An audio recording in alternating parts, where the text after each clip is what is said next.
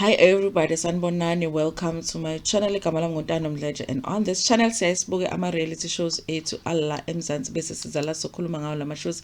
Siyaphinda-ke futhi sikhulume ngama celebrities kanye nama-YouTubers ethu alla eMzansi. If it's your first time joining me today and you really like my content, do not forget to press the subscribe button la ngezansi kanye notification bell ukuze phela uthole umyalezo uma ngabe umsebenzi omusha sesiwufakile.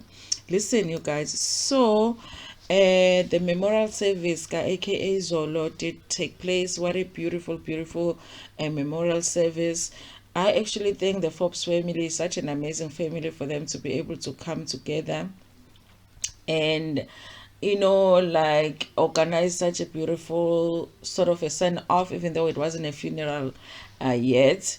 And of course, there are things that happened during the memorial service, and a lot of the people were not there physically. They were watching from, TV, they were watching from online, okay, from YouTube. And there are things that people are talking about, which I want to discuss here today, okay? One of the things that people really were talking about was how strange it was that umama Olindiwe Sisulu was sitting between umama ka aka kanye no baba ka aka, okay. And of course, when I initially saw somebody that had posted about that, I thought, yeah, it is strange, because initially I couldn't even see that it was Umama Lindiwe Sisulu. I thought it was one of the family members. And then after they had posted about it, and I went and I looked at it, and I was like, oh, it is her. And I just felt like it was a family member. I thought it was a family member that they had set there just in case Umaga aka needs support, even though it was still strange to have somebody in between the two of them, because I would think that they would sit in, close to each other, the mom and the dad. But it was her, okay.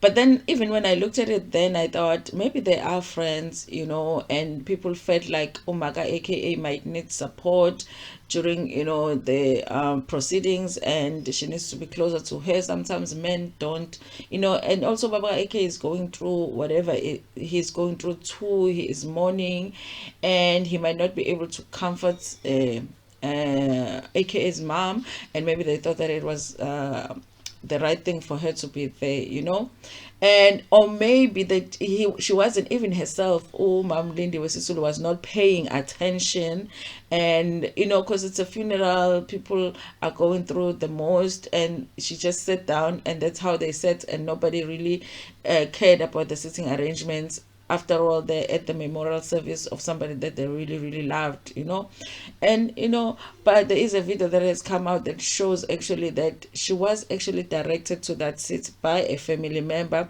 So people that had organized who's going to sit where put her there, so they must have a reason for it, you guys. So after I watched this particular video, I feel like, oh, it's not as strange that she was sitting there, because it does look like the reason for her to sit there was because she was put there by family members, okay. Also, another thing that was a little bit strange was when AKA's mom went on stage to deliver her very beautiful speech. She went on stage with her son and also a lady that I wasn't sure at the time who she was. And then later on during her speech, we find out that was AKA's brother's wife or fiance. She didn't clarify that, but she did indicate that they are together, okay. And when she begins her speech, I think she wanted to talk about her sons, and she pushes the lady away, and then when she comes closer, she pushes her again, and it was kind of strange, you guys, because I felt like, was she supposed to be there? Did she want to go on stage only with her son and not the lady? Because sometimes there is that thing between mother-in-laws and daughters-in-laws, so it was kind of strange. But I did feel like it felt a little bit uncomfortable for the lady when she was being pushed, and then she's trying to come back, and then she's pushed again. It's almost like she wasn't sure now whether she's supposed to leave the stage or stand there at a distance. But later on, I think she realizes that now she's just standing strange there at the distance, Umaga aka, and moved her closer and so like, now you can come closer. It was a strange thing to watch, but at the same time, you guys, I feel like when you are in that space where you have lost somebody and you are trying to do the best that you can to keep things together, sometimes you are not even aware of the things that you're saying, of the things that you're doing. Maybe after the funeral you're like, oh my god, I pushed you like that, why did I do that, I didn't mean to. And I hope that lady as well doesn't take it personally, but it did feel a little bit strange. Another thing, you guys, was how much this one makes me sad. This one makes me sad because really I don't feel like there was any way that we could control it. It was how much the cameras were on Cairo's face.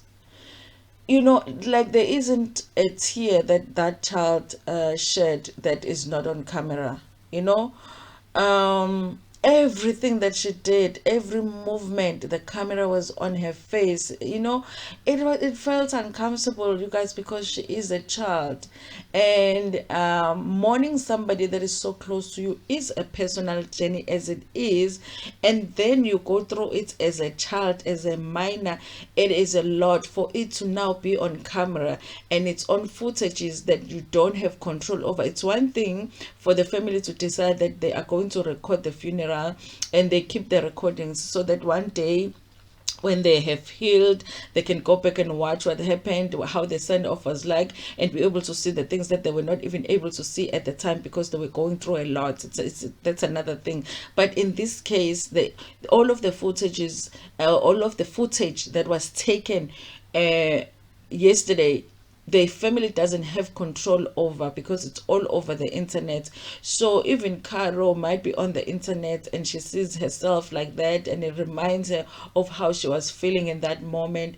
I felt like people did too much of it. Of course, we were interested to know if Cairo was okay after everything, you know, if they just showed her when they were arriving with her mom here and there, but it was just too much. The cameras were on her too much. I do hope that for the funeral, they said that it's going to be private, so I haven't seen if they're going to be streaming it, but I do hope that they give that child a break. She needs a break. Too much. It was too much cameras on her face. I hope that today they do it different. You guys, listen, it was such a beautiful send off. I don't know how AKA's mom is doing it. So guys, when you talk about a woman being a rock, I don't know, you guys. She is so strong and so brave. It scares me because I'm like, how does she get so much strength? You know, she was the one that was even comforting AKA's girlfriend, and I didn't really see her shed a lot of tears, and I was like, oh my god. I was scared. I was scared because sometimes when somebody is like that, after the whole thing passes, they break down, and sometimes they even get sick, you know, from just trying to hold things together and not break apart. Okay. And you guys, another thing that people are talking about, of course, and they've been talking about it a whole week, is DJ Zintle's a way of mourning, or AKA. And it is strange, you guys, because I think an average person, if you had a child with somebody and you break up with them, whether they were there in your child's life or not, normally you don't really go, especially if you're already married, you don't go to the funeral. But not only that, you don't normally openly mourn a person like that. And a lot of the times it's in you trying to respect your current partner or your husband. Okay. And I'm trying to have an open mind here because it is strange for me that she can post so much about him. I'm trying to have an open mind here because they did have a different relationship. It seemed to me that, no, yes, they had broken up. They did have a co-parenting relationship, which is not strange. A lot of people have that. But I think that more than just them having a co-parenting relationship, I think they were friends as well. So it is different. And also DJ Zindle had a relationship with a lot of the family members, Zaga AKA. So it's like with DJ Zindle was still taken as a family member. So if she was taken as a family member, not only has she lost a baby daddy, she has lost a friend, she has lost a family member, you know. So for a lot of us, it might be strange that she can so openly mourn look aka just like everybody else. But maybe it's because we are not used to seeing that kind of a relationship after people have a child and they broke up and they go their separate ways. And people have gone to say maybe even her husband is now like Will Smith, because how can you mourn another man when your husband is still alive? Because what happened with Will Smith was, we know how much Will Smith's wife loved Tupac, and she openly says it, and it's like it was the love of her life, but your husband is alive. So it's almost like you are embarrassing your husband when you actually express how much you loved this person that has passed and they are not your husband. Okay, so I think for me, I leave it to Uguti. I might not understand their relationship, because maybe it was more than what we understand as somebody being somebody's baby daddy and being an ex. It was more than that. They were like family, you know. And also, you guys, not only is DJ Zinhle mourning, or aka as a friend, as a family member, she's mourning for her child.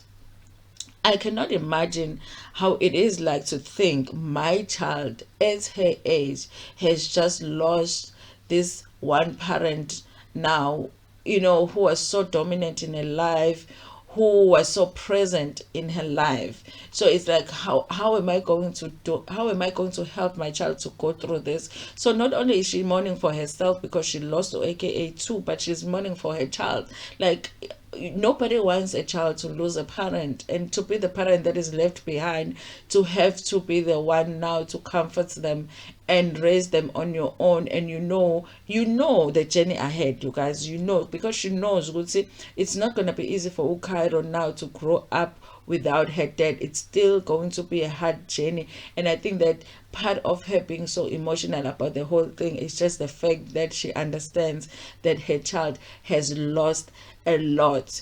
And when she's looking to the future, it's a lot to think about, that her child, for the rest of her life, this is something that she's going to be dealing with.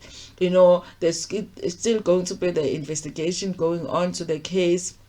Maybe at some point there will be people arrested. At some point there will be a trial going on. Maybe she will even be an adult before this whole thing is resolved. So there is a lot to think about as a mom, to think that my child is still about to go through this. It's hard, you guys.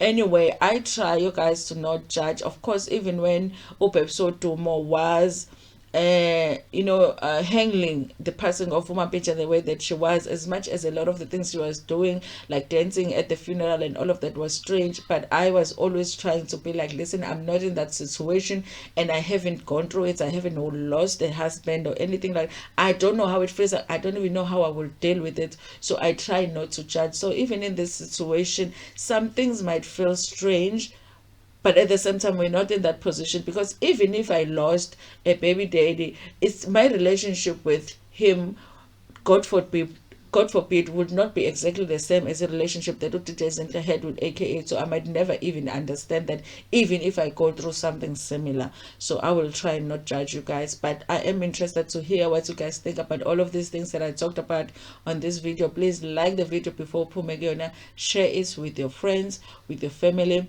and even with strangers. Ntando kakhulu.